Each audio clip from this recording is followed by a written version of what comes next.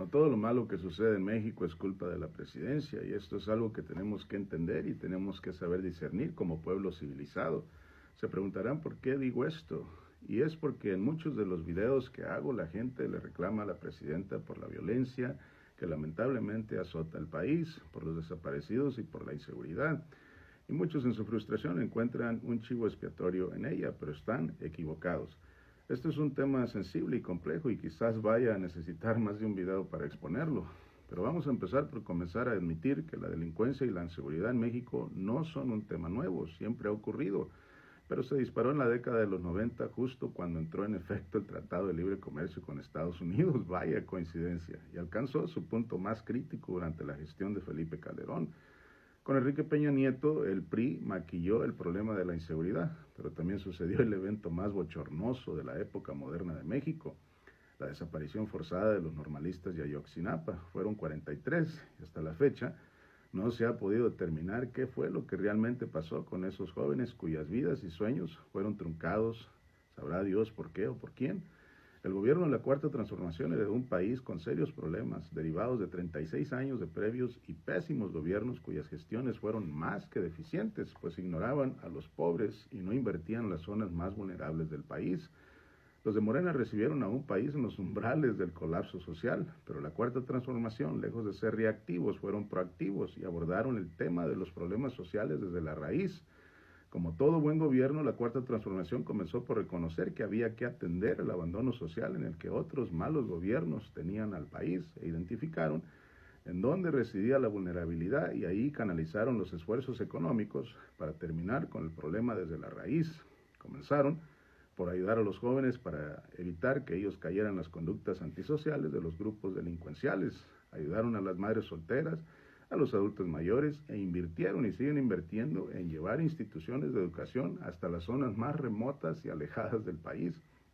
Esto con el tiempo dará sus frutos, pero el gobierno no puede hacerlo solo y es aquí en donde culpar a la presidenta resulta algo estúpido. Ahora que el buen gobierno está brindando los apoyos necesarios es cuando los formadores de la nación deben entrar en acción. ¿Y quiénes son ellos?, se preguntarán ustedes. Pues los padres y madres de familia, ¿quién más? Debemos enseñar a nuestros hijos el gran valor del trabajo honrado y la paciencia. Tenemos que invertir más tiempo en comunicarnos con ellos, en explicarles sobre los peligros del dinero fácil y de las consecuencias de involucrarse en las conductas antisociales. De modo que, ¿cómo podemos culpar a la presidenta de un problema que se genera en nuestros hogares? Es decir, si tú ves a uno de tus hijos obrando mal y le alcahueteas su conducta, ¿cómo puedes tener el cinismo de reclamarle a la presidenta cuando a tu hijo le suceda alguna adversidad derivada de sus malas acciones y decisiones? La presidencia tiene como tarea administrar los bienes de la nación para el beneficio de todos y la Cuarta Transformación lo ha hecho muy bien. Hoy el país tiene una tasa de inflación muy baja, hay más programas de apoyo social como nunca antes en la historia de México, pero aún queda mucho por hacer. ¿Y cómo puedes tú ayudar? Pues denunciando de manera confidencial cualquier acto de corrupción o extorsión que tú llegues a presenciar. De modo que si queremos un mejor país, todos debemos esforzarnos y dejar de culpar a una persona en particular cuando en nuestra casa no estamos haciendo las cosas bien. Si ves que tu hijo o tu hija toman parte en algo que no vaya bien con los valores de la gente decente, señálalo de manera puntual y tajante. Haz y pon tu mejor esfuerzo en encauzar a tus hijos por un camino recto donde ellos desarrollen conductas más en línea con los de una buena humanidad, tales como el amor al prójimo, el respeto, la compasión, la justicia.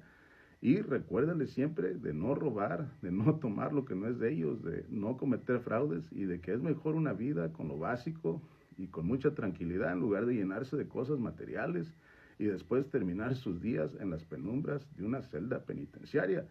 Ya lo dijo el presidente AMLO en uno de sus discursos. Enséñales a tus hijos que la vida es muy corta para desperdiciarle cosas que no valen la pena.